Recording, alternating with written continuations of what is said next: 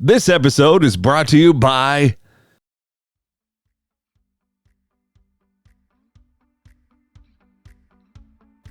At Temple Smiles Family Dentistry, we treat every patient like family. From kids to grandparents, our team makes sure everyone feels comfortable, cared for, and right at home. A Temple native with over 20 years of experience, Dr. Kirsten Gosney will listen to your concerns and provide compassionate, individualized care because your family smiles deserve the very best. Come see Dr. Gosney at 2302 South 37th Street in Temple, Texas, or learn more at templesmilesfamilydentistry.com. That's templesmilesfamilydentistry.com, or call them at 254-773-1970. Temple Smiles Family Dentistry, where healthy smiles begin.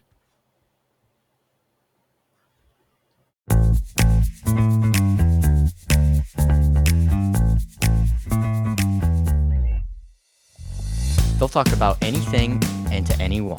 They're straight out of the streets of Temple, Texas. It's Randomness with Heath and Josh.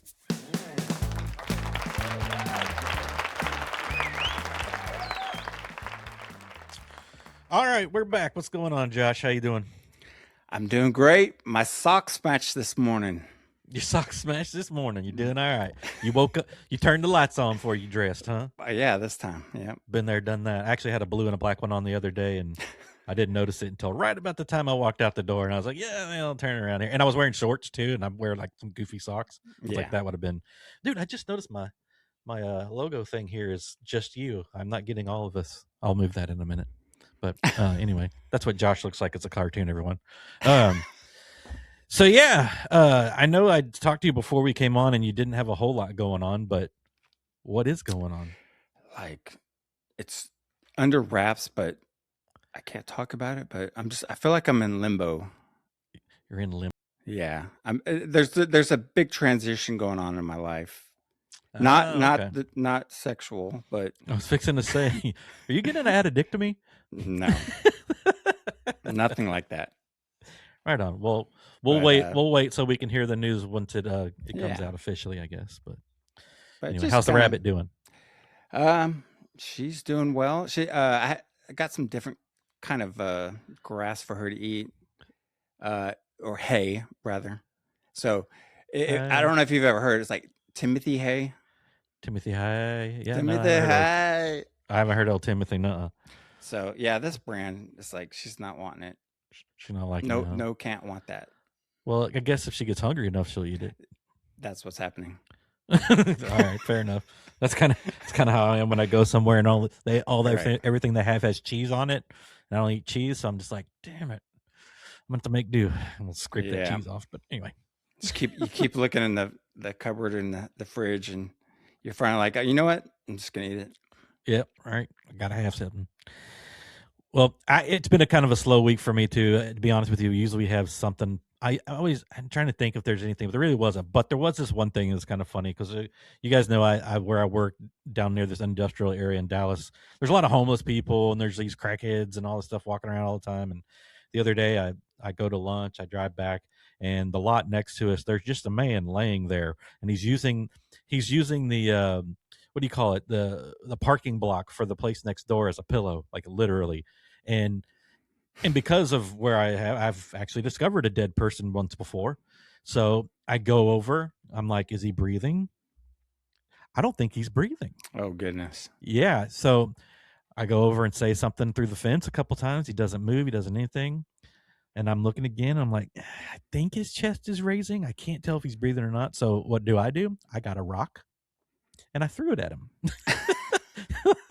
As soon as it hit him like in the arm or whatever. He woke up. Hey, what's that? I was like, all right, dude, I'm just making sure you were alive, man. Right. That's all I is. Man, don't be throwing rocks at me. He threw like, I don't know what it was. He had something that was some food or something. He threw it at me.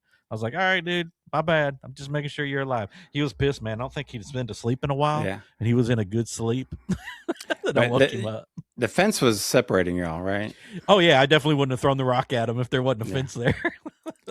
I remember growing up, like in the movies, you get like a little mirror and you put it up to someone's mouth, and you saw the breath condensate on the mirror. Then you're like, oh, they're still They're still Yeah, I breathing. wasn't going to get a mirror, nor was I going to get that close.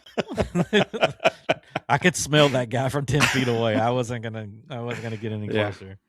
But yeah, that's my fun, exciting. I would assume he was homeless. I don't know. Maybe that dude was just really tired. He's like, screw it, I'm gonna lay down right here. I don't know. We should try that. Like just Yeah. go. You know what the thing is though, like seeing all sleep these in a parking space. Yeah, you'll see homeless people everywhere or whatever, and they just will do whatever they want when they want. And I was like, man, you know what? Maybe it's not so bad. You just do whatever the hell you want when you want. So 57th Street in Temple. Yeah. That bridge, someone has straight up moved in. Oh, the loop? Yeah.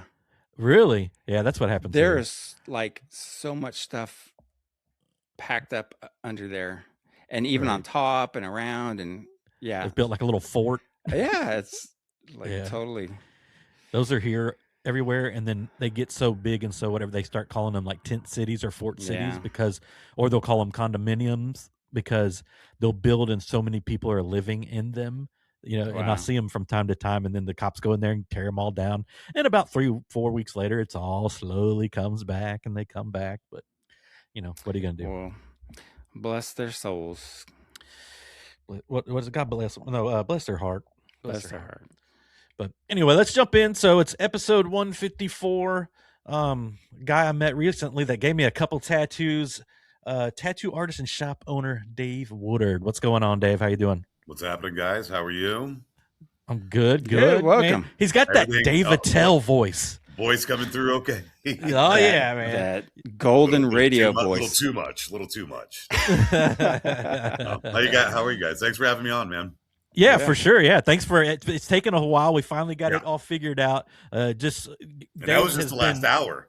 We literally just figured it out, and all it was Dave didn't push the one button to get in. So I push buttons, but just not the right ones. That's my problem, guys. A little technically challenged, and hey, you know what? I was technically challenged. Yes. So couple of reasons for having you on. For one thing, I've been wanting to have a tattoo artist on for a couple of years, and it just hasn't worked out. The other reason is you actually did a couple for me, and when we got to talking, we know some of the same people, and one is Jarrett Reddick from Bowling for Soup, or whatever. So we hit it. That's what's always good when you hit it off with your tattoo artist, because for sure, man. There's been a couple that I've had that I didn't hit it off with at all, and it's like, this doesn't feel good.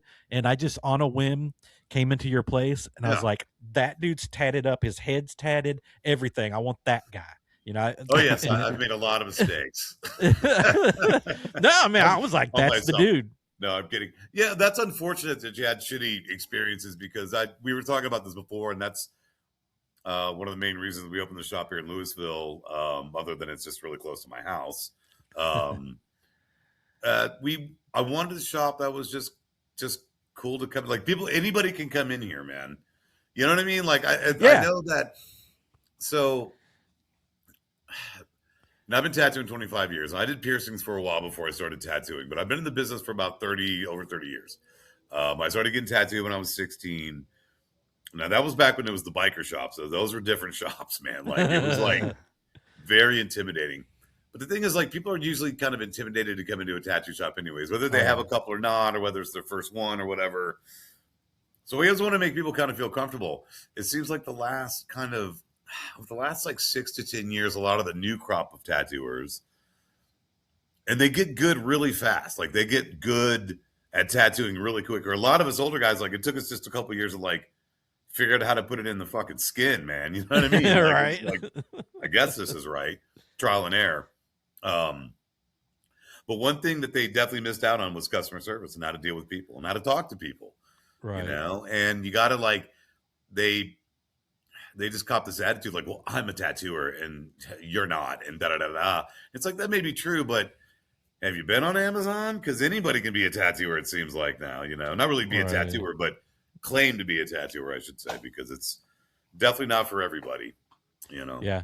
Well, it's funny you say that, because the guy that I used before you, don't get me wrong, he did amazing work or whatever. Yeah. But that's how he made me feel. He didn't make me feel welcome. He kind of was just, I don't know. We didn't click very well. Yeah, I get it. Sometimes it happens, man. That's just, sometimes it happens. I'm sure I rubbed people the wrong way too, man. I mean, I fucking just say whatever I want. So I kind of like, I mean, in my 50s, I've been like, okay, bite my tongue a little bit more as far as like the shit I say when it's a full house in here. But I mean, I have a shop full of women that work here, so right. But dude, like you said, though, I've been there a handful of times, and every single time I've walked in the door, if you're not there, somebody's like, "Hey, what's up? Can I help you?" Immediately.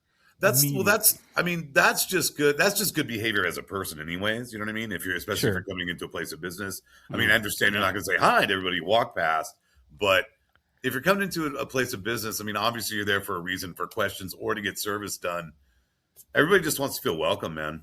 You know, that's all. They just want to feel welcome. Like if you walk in, and trust me, I've walked into tattoo shops and just got like the cool guy nod. I'm like, okay, like I'm not a cool guy, dude. So like you know, like just say hi to me, just so I know that you know I'm here. Right. That makes a big difference between if they're going to come back or not, man. You know? Yeah. Well, no, when I was there, I think the second time you tatted me, I remember very well, you know, this young lady came in and you could tell she was kind of frightened with her little friend or whatever, you know, and no offense to you, but when you see Dave, you're like, oh, okay. And you're just so nice. Yeah. And you get right up and go over, talk to him. And within a couple, you know, like a few seconds, you could tell, she was at ease. Okay, this guy's cool. He just looks like he might not be cool. Yeah, exactly. That's the funny thing. It's like, and it's genuine too. You know what I mean? Because like I said, I would have to say the many years of piercing before I started tattooing helped with just how to deal with customer service. Because when I worked in Deep Ellum in the 90s. I pierced at a shop called Skin and Bones before I started tattooing. And I mean, dude, we were doing like, 50 to like 90 tattoo or piercings a day on the weekends. Wow. And even the weekdays was pretty crazy too. But this was, like I said, this was the 90s. So the piercing craze was very, very popular at that time. And you're in Deep Ellum. And this is back in the 90s when it had a really great music scene and just everybody was out and about and nobody was preoccupied with phones and podcasts and stuff. Right. It's so true. I have my own too. I have one with my buddy Dave that I do. We haven't done it in a while. It's been over a year because we've been having scheduling conflicts, but we can get into that later. But we started one because it's mostly music oriented, but we wanted to talk like, we're both very politically, we're both like very center guys. I lean a little left, he leans a little right. And I was like, dude, like, let's sit down so we can show people we can like talk and argue or debate, I should say, rather, and still walk out with a handshake. Yeah. Right. I told you that about my shop too. Like, everybody's welcome in my shop. I don't care what you pray to, who you fuck, who you voted for. I don't care. Obviously, if you show your ass in a certain way, it's like you can leave, man. You know what I mean? Like, but nobody wants that element in their store. Hopefully not. Yeah. But real quick though, let's go back a second. You're obviously not from Texas because of the accent. So where are you from originally? I don't even know I have an accent. I guess I do. If I get around my East Coast friends, it definitely comes out a little bit more. But I am from the East Coast. I was born in Columbus, Georgia. And then I, at a very, very young age, I wouldn't even think I was 1 year old. I moved to Key West. I lived in Key West until I was about 6 or 7. And then Virginia. Then my father retired from the Navy there. I only lived in Virginia for about a year and a half. And then I moved to upstate New York. Now, upstate New York was grades 3 to 7. So those are very formative years. That's where you picked up on what I'm hearing. It's like sometimes I can't get rid of it sometimes, but it's just like, I mean, it took me forever to not say the word wicked. Because after I lived in upstate New York, total culture shock, back down to Tampa, Florida. And I was a teenager. I was 12 or 13 years old, man. So it was like, I was bummed, but I was actually glad I ended up moving down there because a lot of great stuff happened to me down there around that age too. So, but yeah, I definitely picked up those formative years. I picked that up and never lost it. Yeah, I mean, I'm just letting them say, that's a wicked piss. That's wicked. Right? That's wicked. Cool. I don't say that. It's not prominent, but I can hear it. You know what I mean? Yeah, it's a couple words here and there, and sometimes just body language wise, I don't want to sound like it's like old John Travolta, like, ow, no, it's weird, yeah. Ow, no, it's weird. So okay, going back kind of just with your background. How did you get to tattooing? Because I mean, I guess you said with piercing maybe, but how did that all start? That's basically how I got in the business. Like I'd been getting tattooed since I was like 16 years old. That was in 1988. I started getting heavily tattooed in my 20s. Piercing wise, like I remember I was getting tattooed at a place called the Tattoo Shop. It was in Fair Park. It was right on Expo Ave. There was a cool little neighborhood thing going on there. I think they still got some kind of cool stuff, but it was a really cool thing going on. And piercing was really brand new. And I remember walking through the shop and asking my friend Stace, who ended up being my mentor, piercing wise, you know, have you ever thought about teaching somebody how to do this? Because I didn't know what the fuck I wanted to do for a living, man. You know, I was working at UPS and at the time, which was a great job, but you know, you only work like 20 hours a week. And I had no direction. I didn't know. I mean, I'm Gen X, bro. We're all Gen X. We didn't know where, you know, I mean, I had no clue where I was going to end up. And he said, no, not really. It's not really the business for it right now. And then I remember walking through there one time again, and he's like, hey, come here. You got to watch me do this. So I watched him do it. He's like, are you serious about learning how to do this? And I was like, yeah. So he taught me how to do that. Now that was my kind of introduction into, like, I would say, like the business, the tattoo culture or whatever. Gotcha. I was already tattooed, not heavily tattooed, but I was already had several tattoos. This is back before the internet, you know, or the internet was kind of coming about. This is early 90s. You didn't have an email address yet, but it No. was there. This was on 93, 94. So the email, no. Okay, so yeah, it was like starting. AOL online. You know? Yeah. Right. Like You get Ask your disc. Jeeves and shit. You know, like those apps. Everybody remember, even the kids watching it, like, what the fuck is Ask Jeeves? Like, never mind. Google it. That just closed down, by the way. I heard that, and that's why. Yeah. Before you move on to the tattooing part, what's the craziest piercing you've done? I pierced everything, man. Male, female. What was the most popular? All of it. I pierced it all. If it stuck out, it got pierced, man. So You know? I want to. Yeah, I mean, it was like, it's not, you know, and people ask me about that. I'm like, hey, man, it's just part of the job. I'm sure a proctologist doesn't love their job too much, but somebody's got to do it, you know. But yeah, I've tattooed plenty of genitals, and, you know, but this was, you know, I was in my early 20s. I was single. It was a great job. Had a lot of perks and benefits to it. So yeah, had some down parts too. You know, obviously, when you don't want to pierce certain. Yeah. You know, Well, it's funny you say that, because I've got one piercing story that's kind of funny to me. Yeah. So when I was at A&M College Station living there, a friend of mine owned Arsenal Tattoo. Okay. And we went in and we started hanging out there from time to time when we get bored because we had no money, and we'd just go hang out. And this very large woman walks in and wants to be pierced. Yep. In her genitalia area. Oh yeah. And she's big. When I say big, I'm talking about 400 or 500 pound woman. Been there, man. And so this lady, we weren't trying to watch, but you kind of could if you wanted to. I mean, you know, curiosity, dude. Yeah. And then so after it was done, so he wasn't the piercer. He had someone else who did the piercing. But after it was done, she left or whatever. He goes, check this out. And he shows us the bill, and it's like this much for the piercing, this much for the jewelry, and then $100 handling fee because they had to hold her fat. Yeah. I mean, in order to. Yeah, I mean, if there's I mean, all beautiful women coming in all shapes and sizes, and I love them all. It's like, yeah, sometimes you need a little extra hand. You know what I mean? So yeah, it does happen. I mean, it was. I had a lot of fun. Like I said, this was the 90s. I mean, it was a different time. I'd imagine a lot of your audience is probably our age. Yeah. Oh yeah. You know, I had my ears stretched out back then. Right, exactly. I mean, and then so a lot of the people like watching your podcast, they can relate to that. Like when I say, it was the 90s, they're like, oh yeah, the 90s. Yeah. They remember, man, you know, because I'm 53. So it was my 20s in the 90s, you know. I turned 20 in 92. And it was just to me, it was the last great decade, man, you know. Right. Like, no phones, internet and internet kind of, but you had to be home to use that shit. Yeah. You had to be in front of it. I mean, you had to have it was all dial up. 5 minutes to boot up your computer. Another, 5 minutes. Well, and bands had to be found. Yeah, like literally go out and find them. And you that's know, and also back then I played in some bands back then too, in the music scene in Deep Ellum. Like I said, every generation is going to have their moment, their music. Like, oh, this is the best scene, and I get it. I mean, it has a lot to do with your age too, and kind of what you're into. But back then it was great, man. I used to sing in a band called REO Speed Dealer, and and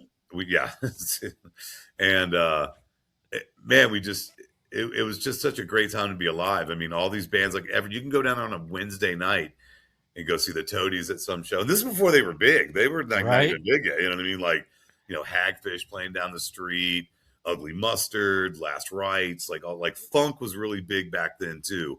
Like a lot of funk bands back then. I remember see Bouffant Jellyfish from Austin, Last Rites from here, Retarded Elf, Whitey. Like I remember all these, straight up like full huge with horns and fucking like 50 people on stage bands, like any given night, and then you had like metal acts back then, because I remember going to the place called the Basement back then. I don't know if you remember the Basement. I've heard of it, but I've never been there. Yeah, that's where Pantera got big.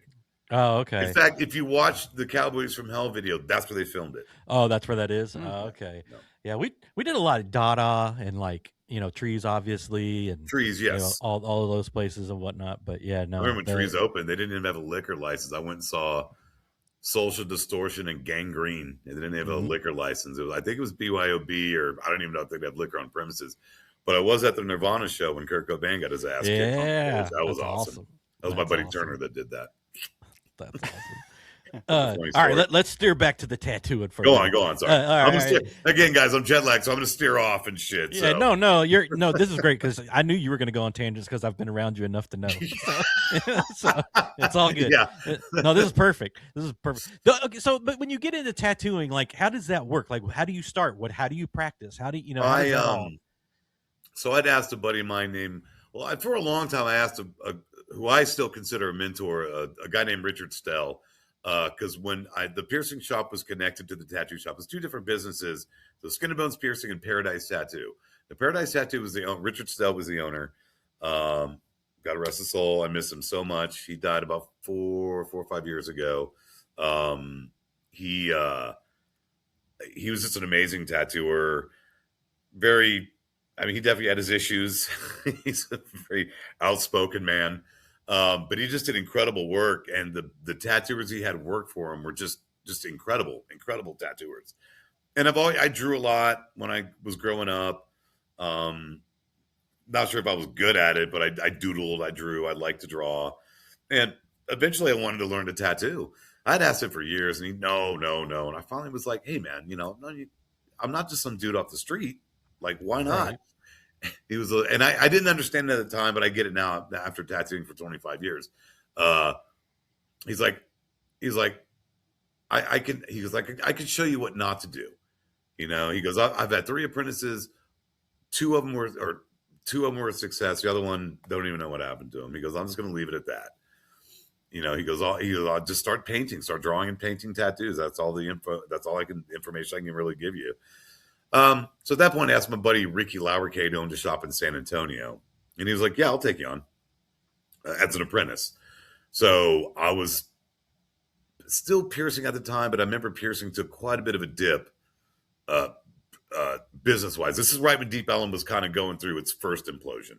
Yeah. At the end of the 90s, early 2000s, it just was deserted.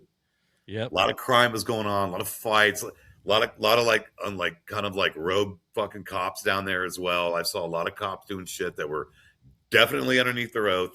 not that they were going against their oath, man. I was kind of bummed on that because I support police, man. You know what I mean? It's like when I see shit like that, it bums me out. And so I didn't know. This time I was like, well, I got to make this switch, my transition. See what I did? You're at a dick to me. Yeah. Yeah, exactly. Yes. And so Ricky took me out, long story short, Ricky took me out. So I was kind of like going down to San Antonio for a good 3 or 4 days, coming back home, working. And I was actually working with my buddy Tom and doing construction and shit too, because hey man, I had a family. I had a wife, I had 2 kids, 2 little kids. I mean, I had to make ends meet, man, so I'll do whatever I had to do to get this going on. And I just learned from him. And then I finally got a gig at a place called Skin Art Gallery up here because I left Deep Ellum. And I kind of finished my apprenticeship there with some buddies of mine, buddy of mine named Adrian Evans, amazing tattooer that works at Saints and Sinners in the Bishop Arts District. Amazing tattooer, really good guy too, really good friend of mine. And he kind of finished out my apprenticeship, and a lot of it you kind of learn on your own as well. Okay. Through trial and error. I know that sounds. Well, what do you practice on? You practice on people. Oh, okay. All right. You practice on very, very stupid people. I'm kidding. At the point, because the thing is like before you actually touch a machine or touch needle to skin, you're drawing and painting a lot. Mm-hmm. Like you get sick of painting roses, man, and panthers. Even though that's the stuff I love to do. Like real classic traditional style tattooing. Yeah. But again, you got to remember, this is back before the internet fucked everything up for tattooing. So people were just picking stuff off the walls. Right. So we were still just doing. That's all you had to choose from. It's like, hey man, if it's not on the wall, we don't have it. Like what But then the internet, people started bringing in pictures of other, you know what I mean? That's when that kind of started. But you had to have a printer and a good printer, or at least a decent one, so I could see what the image was. So, and I just started from there. I worked at Skin Art Gallery for 5 years. I honed my skills there, like how to put it in the skin. I kind of had the customer service thing down. Like I said, piercing for many years helped with that, especially doing like a very high volume rate of piercing. And then you transition to a busy street shop, which is a high volume of tattooing, which is way more stressful.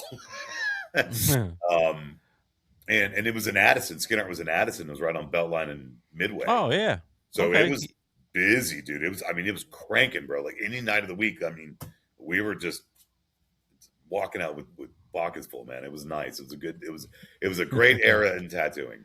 And then my buddy Nick that owns a shop called Saints and Sinners in Carrollton, he'd been asking me for years to join, and he had a really good crew at his shop. It was intimidating. I don't want to go there and be like the worst tattooer. But I knew that in order for me to advance on to become a better tattooer, I had to go to a different shop and humble myself. And as like I said, I'm old school, man. We try to stay humble. We try to stay. We have a saying. It's like we're forever students. We're always learning as tattooers. Like even at 25 years, I'll be at a tattoo convention, look over and be like, I'm stealing those leaves, like I'll see what some guy's doing and go and go and draw it out, But so I went over there and worked around just some amazing tattooers. Nick Lay, who was the owner, Brian Thoreau, Jason Boatman, Sam Yamini, Drew Bias. Like these guys they're incredible tattooers, and they're even 10 times better now, And Right. So I worked there for 12 years. A lot of ups and downs there. I mean, we had a pretty big crew there, and it was we all got along great. It was good. It was all boys. It was definitely a boys club. We didn't have any female tattooers. We'd have some female guest artists coming in every now and then, but it was a boys club. Like I was married with kids, so it was like when the shit started hitting the fan, I was like, or when like debauchery started to happen after hours, I'm like, I'm going home, guys. Like I can't stick around for too much of this crap, So. Yeah, well, you had kiddos and a wife at home. Yeah, so you I shouldn't have been there anyway. This wasn't good. What is your style of what? I mean, you said traditional. Anything that walks in the door. Okay, fair enough. I was actually going to ask. That was kind of my next question. Is there something that walks in the door and you say, no, I'm not doing that? Well, let's answer this in a different way so. I'll have people that ask me if people come in and ask for like racist tattoos and stuff like that. Okay. A lot of people, they won't come to a shop like this to do that. They got their own homies that do stuff like that's more of an inner circle type thing. I won't tattoo if it's their first tattoo. I won't tattoo their hand, the top of their hands. I won't tattoo their neck or their throat or their face.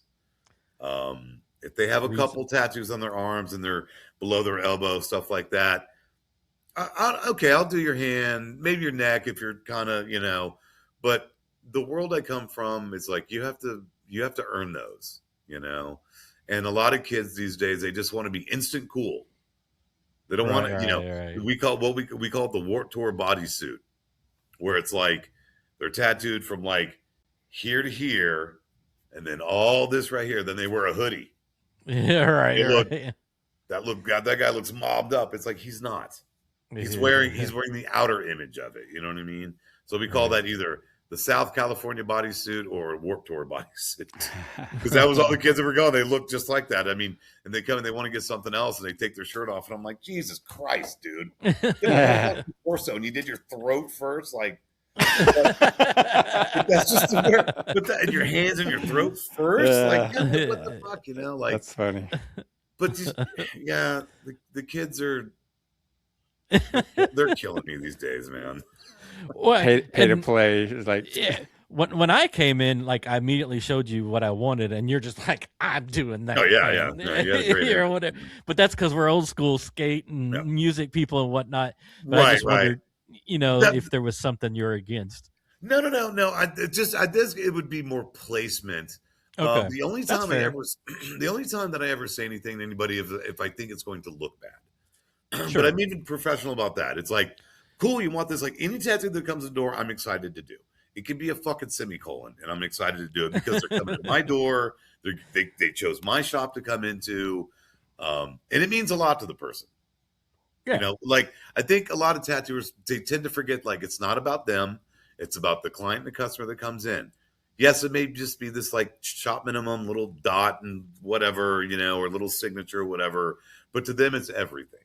Right. Yeah. They've been looking at this thing for over a year. They've been using their phone to put it to their wrist, or maybe I should put it here. They put time into it. No, for sure. And, like, I'll never forget. I had a girl come in one time.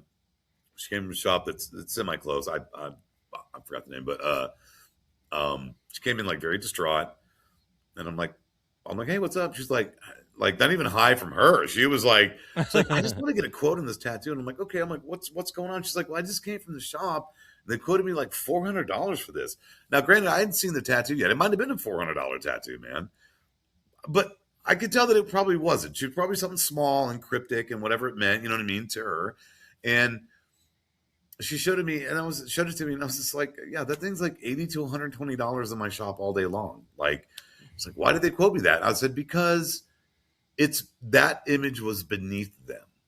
They don't think that tattoo is worthy of their time. It's like, and I find that to be very offensive. Yeah. To people. Yeah. Like, but to this girl, it's everything. So just do the fucking tattoo and make the money and shut up. That's the whole thing. I think a lot of these younger tattooers, they specialize in all this stuff. So that's not what I do. Hey man, I have an electric bill to pay. That's what I do. Yeah, exactly. Right. with your tattoos. Like, that is what I do. And, I want to give somebody in my shop, I want to give somebody like a cool experience. I want, that's why you've been here, man. We have an open shop. It's open. There's no private rooms. Everybody talks shit to each other here. And trust me, we talk shit to each other. Like, from across the fucking rooms, And people like to be involved with that because it's not something that they see every day. Us tattooers, this is every day to us. But to somebody else, that's like really stepping outside of the norm for them. Yeah. Almost a tattoo becomes secondary. We got the shop, and they were talking about blowjobs, and then I got this tattoo, and then and it's like what? What were they talking about? Like, it's just it's any random thing, and we just we try to keep it fun, Yeah, when I was there both times getting tats, I was talking to the other artist as you're tatting me because we're cutting up about something or whatever. And that's just, I love that kind of stuff. And the customers interact with each other too. And they've never met each other. You know what I mean? Like, how's your feeling? Like, oh, I'm doing okay. Like, you got it, girl. You hang in there. You know what I mean? Like, just like kind of camaraderie with each other. And that is what I've always wanted. Even people that aren't even coming to get tattooed, if they're clients, they can come in and bullshit with us for a while. Like, come on back, take a seat. We're just bullshitting, man. Like, it makes people feel more welcomed and wanted, and it makes us have a good time at work too. Sure. I don't want to go to work and have a shitty day, even though we all have shitty days at work. Don't get me wrong. Yeah. Well, and the other thing was as you're tattooing, almost every single artist at some point came by to look at what you were doing, and were like, "Whoa, that's sick," or "Hey, what is that from?" Like the younger people, because they had no idea what Santa Cruz import was. Santa Cruz, isn't that? Yeah, I saw this on TikTok once. Like, man, that's a sweet blue, right? Or whatever. Yeah. So exactly. That's the thing. It's like we all kind of work off of each other and support each other. If I'm in the middle of a tattoo or if I'm taking a break, I'll go to each station like, oh, that's great. Hey, you know what? You should do this or don't change a thing. That looks awesome. It looks great. And that's the way Saints and Sinners was for many, many years. Towards the end of it, COVID hit and even weirded me out, man. I got not weirded out, but it just mentally kind of broke everybody. Oh yeah. And for sure. Side note, I see that there's another virus coming. We're not going to do that shit anymore. We're not doing that shit. No, it's not going to be. I've already talked to people that were like hardcore mask, but they're like, "Fuck that. We're not. No, we're not staying inside. We're not going to wear fucking mask. Like we're done with this shit." So, right. I'm glad to see that. but that time period, and even for tattooing, was really good because nobody was working, but everybody had money. Oh yeah, that's true. I mean, bro, that was a golden age of tattooing. Like we were doing really, really good. And then as soon as we stopped getting our tax money back, it dried up really quick. And that's why you started seeing a lot of these younger tattooers quitting.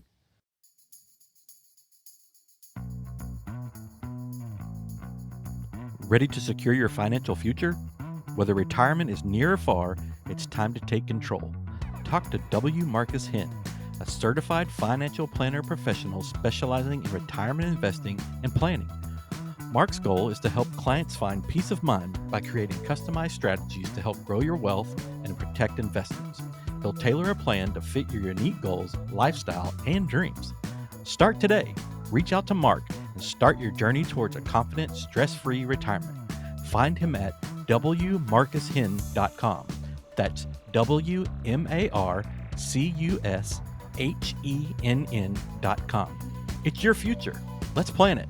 Securities and advisory services offered through the Strategic Financial Alliance, Inc., member FINRA, SIPC.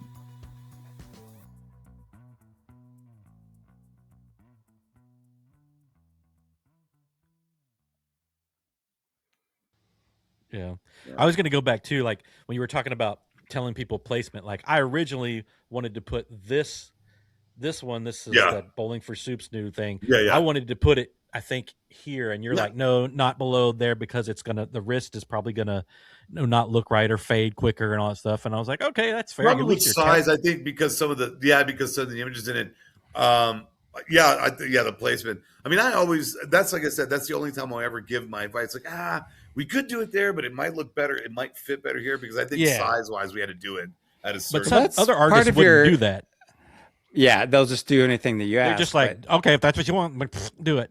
So that's part of your expertise is, you've seen things and you know things and you offer those suggestions. So it's not just the technical skills or the artistry. It's like puzzling stuff in. It makes a big difference on how it looks, because I only, despite whatever it means to the client or customer, like my main objective is the aesthetic. Like, what does it look like? Whatever it means, I get you. I'm all about it. But let's move that aside. So let's get the image right first. And that's where it comes down to. That's why I always kind of tell people to try, like, if it's got some deep kind of meaning to it and stuff like that, which I have no problem with that. I think that's great. Or it could just be something cool off the wall because it looks cool. But if there's some kind of meaning, I always tell people, like, don't let that get in the way of the tattoo image. A lot of people feel like they have to, like, if they want to get something for the family, they feel like they have to get like every single name and every birth date and every death date. And it's like, you don't have to. You know what I mean? Like, your tattoos don't have to come with instructions. It could, like, I always tell people, a picture's worth 1,000 words. And besides, lettering doesn't really age all that great over time. I mean, you see old people with tattoos, you know what the fuck they're going to look like, dude. They're not going to look great when you're old. I mean, I'm just going to be blue. Like, just like some kind of weird shade of blue, I guess. I don't know. But, hey, one of your viewers better send me some Mardi Gras beads for that. But that's the thing. It's like, and I may jump to another subject here. Stop me if you need to go back or anything. No, like you're that. good. But with the internet and all these like crazy filters you can do with pictures, and not to mention AI now, we have to like tell people like you can't really do this. You know what I mean? Like I don't mind. I don't want AI. I don't need Chat GPT doing my job, but I understand the customer, the client that kind of wants to visually see it before they come in. I get that. But as tattooers, we have to take an extra time going, okay, I can't make it look like this fucking AI painting. It's just not going to work like that. And even people that do like these super color realism stuff, man, that's some like over filtered shit in the picture. And I've caught people like superimposing the actual picture underneath the tattoo, because you can do that with your iPad. Sure, yeah. And I one time was doing a guest spot in Hawaii, and there was an artist came over, and he was a good artist. Like he was a really good tattooer, man. And I'm looking at his stuff, and like I'm like, something's not right here. And I blew that picture up, and I'm like, and I looked at him, I was like, did you put this in an app and retrace those lines? He's like, no. And I'm like, yeah, you did. I was like, I can tell that is not a tattoo line. That is straight up from Procreate. You put that in a Procreate app and relined that tattoo, and you darkened up this yellow. I was like, that's false. You can't do that to people, man. Like it gives people this false, expectation of like what a tattoo is going to look like. Yeah. Ain't gonna look like that, man. That's why like these days I'm trying to get more healed pictures as opposed to fresh out of the gate. Right. I get them fresh out of the gate too, but I want it like come back 3, 4, 5, 6 weeks later as it settled in. Come back a year later. I got to get a healed picture of that. That's your test right there. That's the one that shows you, okay, that this guy can tattoo and make it look good for a long time. So yeah. Well, I'm near your area all the time. I'll come by so you can take some damn. Yeah, 100%. Like, come on by so I can snap a picture. I think I need a touch up on one little spot too. Sure. Yeah, and you probably do. I mean, it happens like sometimes. Sometimes it's the Indian, not the arrow. sometimes it's the arrow. You know what I mean? So I was totally joking. But yeah. I mean, hey, you never. I mean, if it does, but that's the thing. I offer free touch-ups at least for 6 months. Yeah. Because it should look a certain way. Now, after a couple of years, once you've been in the sun a lot and been doing it's like, hey, bro, I can't. Yeah. Can't help that, So yeah. But like I said, we always try to make it right when it comes to stuff like that. So, but just wish there was a little bit more honesty in the younger tattooers. They finagled a way to like use the internet to their benefit, but it's you're kind of lying to people. Yeah. Shouldn't do that. Not with stuff that's permanent and lasts forever. Yeah, right. Plus 6 weeks. How did you get involved with doing these music cruises and being a tattooer on those? The cruises, you see, how like. Yeah, well, you've been on like what 3? You've been on like 3 this year. 4 this past year. 4 this season. Yeah. So 3 years ago, a buddy of mine. Really good friend of mine, Ben Thomas, amazing tattooer. He's from Georgia. He's in Atlanta, Georgia. He was working at a shop called Liberty at the time. They'd since kind of a little fallen out. That's a whole other thing. So I noticed that he was posting like, hey, I'm about to go on the Creed cruise. And I'm like, I hit him up and I'm like, I texted him. I'm like, what the fuck? How do I get on this, man? Like, bring me with you, and I was already out traveling. I think I was in Peoria, Illinois, doing a guest spot up there at a guy named Tim Beck's shop. And he was like, he texted me back. He's like, hey man, somebody just dropped out. Do you want to go? And I was like, are you fucking serious? And I'm like, yeah, I want to go. He goes, well, I got to know before I ask. And that's why, of course, been married 26 years. I hit my wife up. I'm like, so there's an opportunity to go on this cruise. But it was literally like a day and a half after I got home from that trip. And I already been gone a week. And I get homesick real easy, man. I'm gone like 3 days. I get homesick. Me too. If my wife's not with me, I get very, very homesick, man. Like I'm me just too. Like, oh my god, But that's just other mental issues we can talk about in another episode. Same. Us tattooers, we're not right. And so he asked, and Shay, the owner of Liberty Tattoo, who has since become like a really, really good friend of mine, almost like a brother. Ben's like a brother to me too. I proved myself on the cruise. Now this is when I was drinking too. I quit drinking a year ago, but we'll get into that later. So I get on the cruise, and it was cool because my friend Ben was on there, and also a friend of mine, a really good friend of mine named Brittany Elliott, a tattooer from San Antonio. Amazing woman. I love her to death. She's like a little sister to me. So I got to work with her too. And she's like me, but a female, just fucking super like hyper, like metal, like she's a great chick. And a really good friend. So I got to do the cruise with them. And I mean, I asked her, I was like, how's the cruise? Does it make money? She's like, oh yeah, dude, it's busy. And it's busy, dude. Like, I mean, so we get set up. So as tattooers on the cruise, let's see if I can explain this in order. So as a tattooer on the cruise, we are part of the talent package. So that means that we can basically do whatever we want. So we are part of the talent package. So we get free cabins. I mean, they don't hook us up with that great of cabins, but we get cabins, Sometimes we get the balcony ones. So they treat us right there. Don't get me wrong. I'm not bagging on Six Man, because Six Man Productions, they fucking rule, man. They really, really take care of us. Norwegian takes care of us. It's pretty cool. So we get on the boat, and the equipment's already stashed on there because Shay has like big travel cases. It's basically a whole tattoo shop in 2 big cases.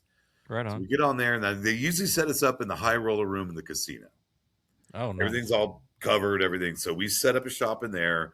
Now, the first night we don't start tattooing until about 6 o'clock at night, because we have to wait till we are offshore.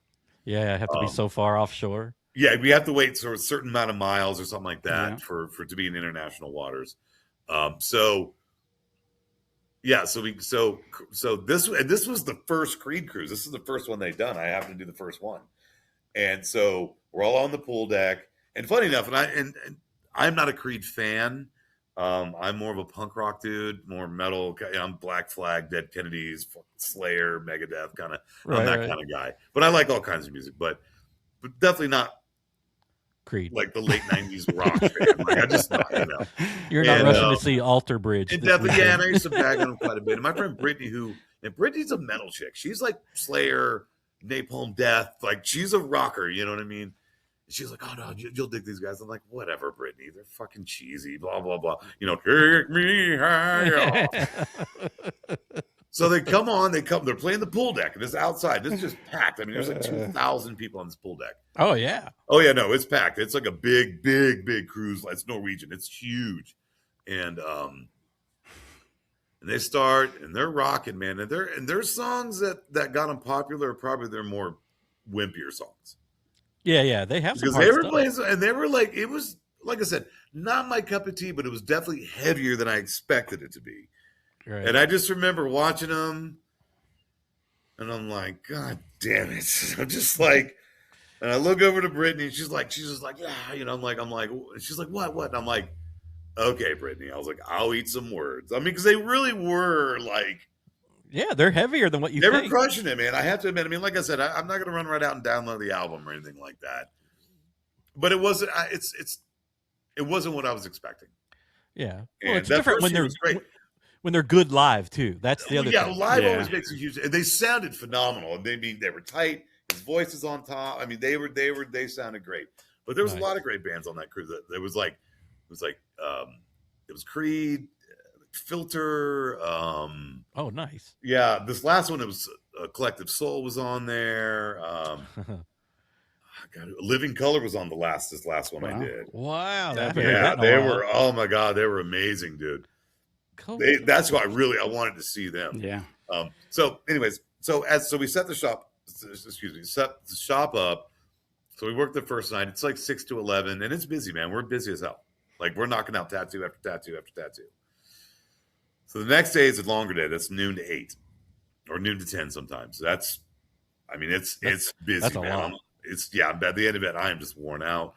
I was drinking at the time, so I was definitely like, wow. And as part of the talent package, we get a writer. We get whatever we want. They're like, what do you guys want? We're like, we want Jameson, we want tequila, we want beers, we want M&Ms, we want this, we Cokes, we want that. Cool. They bring a cooler. Here's all your shit. Well, that's dangerous, dude, because it's like 2 bottles of Jameson, a couple bottles of tequila, and there's 5 of us. So yeah, and so we crush those bottles, like, and we're in the casino, so of course I'll get drunk and make enough tips. I'm like, I'm gonna go play craps, and like, so I'm just like rolling dice, like shit, I'm out of money, I gotta go make more money, very a vicious circle, the vicious circle.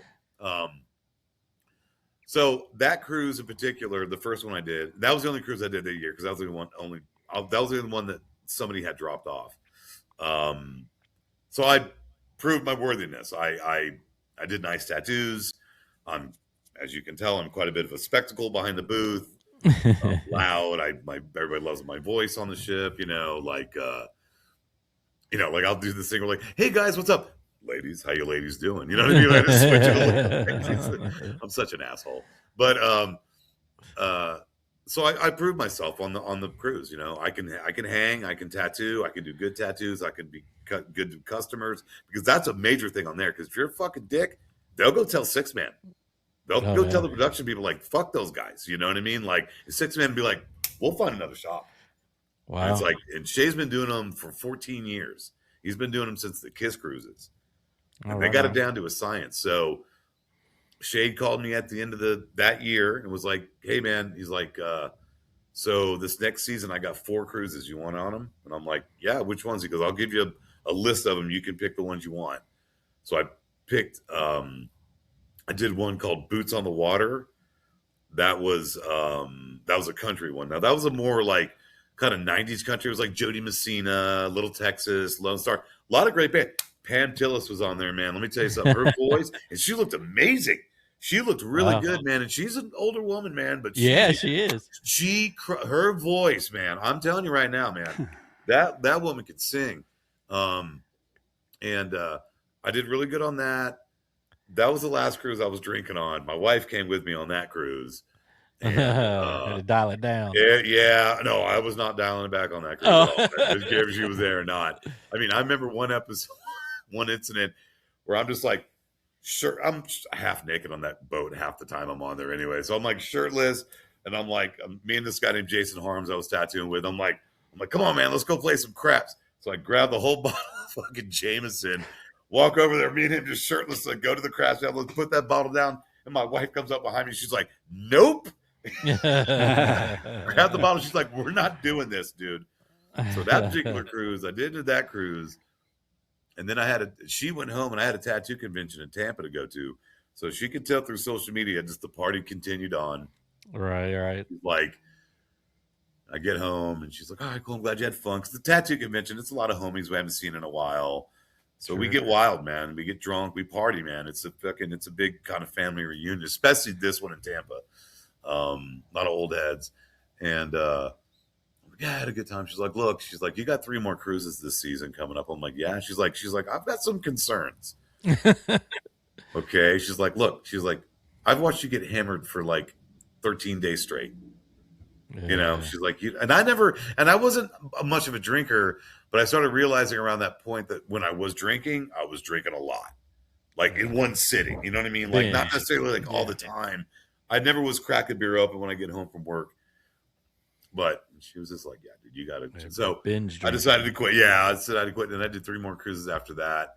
And I'm glad I did, because it's hard to hold up on those cruises like that, bro. Oh, yeah, I'm sure. Like, because you're like, you go hungover the next day, like it's rough. You got 8 hours to tattoo. Like you were tattooing for quite a while. Yeah. One after another. And doing that, so what do? You just start drinking again. Yeah. And it's like, have you tattooed any of the band members, famous guys? Or anything? I tattooed. So I did. And then that year I did the 311 cruise as well. So I ended up tattooing.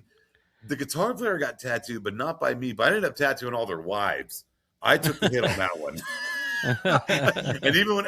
But they were all super sweet. They had all their kids around. They were super sweet ladies, and very. I don't want to say nitpicky, but kind of like very decisive, like where they wanted exactly, and it had to look like this exactly. And so I had to definitely let me get this, put your game face on, man. Yeah, exactly. And it's okay, man, because like I said, it's their tattoo. Like I gotta, I don't have to agree with it. I have to make sure that it's done right and done proper. That's my job. but they took care of me. They were super sweet. They tipped me very well. They were like, very, very appreciative. But so yeah, tattooed the wives. I remember Shay going, "Thanks for taking one for the team, dude." Like, of course, man. No, I had pleasure doing it though because they were super cool. What other cruises did I do that year?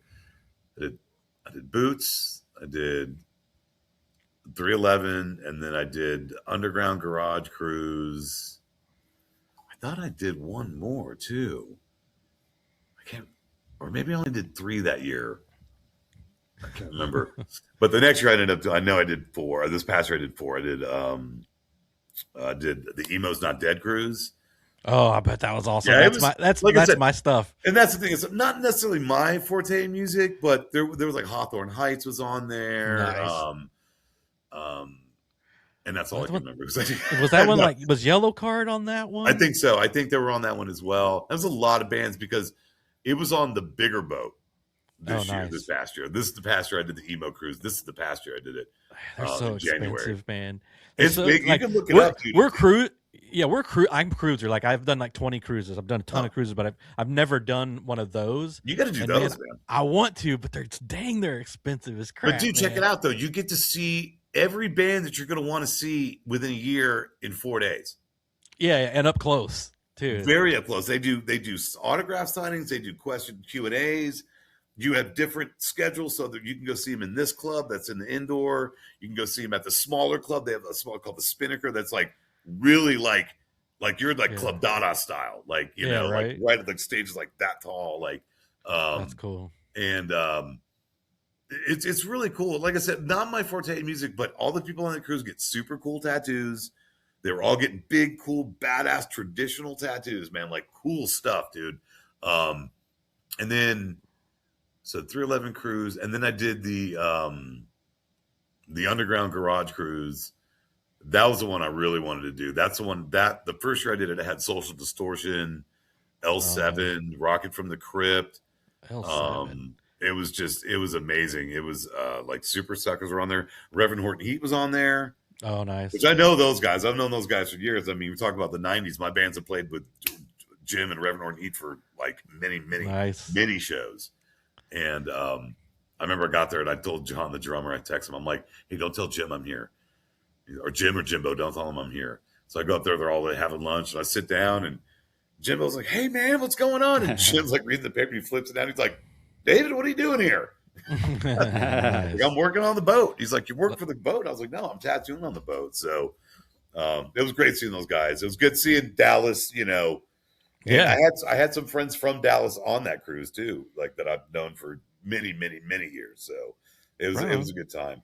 Yeah, the cruises are fun, man. We need to do one. We've talked about doing them, and it just hasn't happened yet. But just for time's sake, because we're getting close to an hour, there's a couple other things I wanted to ask you before we let you go. If today I want to be a tattoo artist, what kind of advice would you give me to start? Don't. Fair enough. Thank you and good night. I will tell you right now, that train sailed a long time ago. Okay, but not 18-year-old Heath wants to be a tattoo artist. What do you tell that guy? I mean, don't. Yeah. Anybody that really actually wants the problem is the kids want to be tattooers because they just like saying they're tattooers. Right. They don't realize it actually is quite a bit of work. The 2 apprentices that I have here that are now tattooing, some walk-ins here and there, but they're still doing like cheaper tattoos off their painted tattoo flash. I always tell people, tattooing is what keeps me from walking out in the middle of traffic, but it also makes me want to walk out in the middle of traffic, dude. Like it's right. It's very anxiety ridden. You don't know what's around the next corner. Some months are really good, and then the next month you're like, shit, what's going on? Nobody's coming to get tattooed. It's a very like unstable career. I mean, so what if I won the lottery and I love doing art? What would you say? Paint, man, paint. Yeah. Like I don't mind like if screw dealing with people as a medium for a fun thing. Like if it's a friend of mine, in fact I just got tattooed. Let me see this X on my this X on my leg right here. I don't know if you can see it. Oh yeah. Probably not. But I had the singer for a punk rock band called X do that on me. She doesn't do tattoos. you know. But I made her do. I was like, "You're gonna tattoo an X on me." She's like, "All right, I'll fucking do it." Like she's like, she was super cool, man. But to get into tattooing, I mean, you have to. I always tell people, if you want to really be a tattooer, just start getting tattooed. Yeah, right. Start getting tattooed. Keep going to the same shop, you know, because at some point, once you build a rapport with the people in the shop, somebody's gonna be like, "Hey, put a fucking mop in this guy's hand or this You're girl's right. hand. Make them hey, go clean the counter, answer the phone." It starts there. That's where it starts. Then you're kind of in. You got a toe in. Then you're sitting around drawing and you're looking at stuff, and people are going, "Oh, what are you drawing? Okay, hey, do that a little different. Do it like that." It starts from there. And then you probably get like, "Hey, look, you want to learn how to do this? All right, I'll pass along this information." You know, that's how it is. We're just passing down information that's hundreds of years old, man. That's all it is. Right It's on. the same information. It's old school guys. We adhere to a strict kind of way to do this, and it works.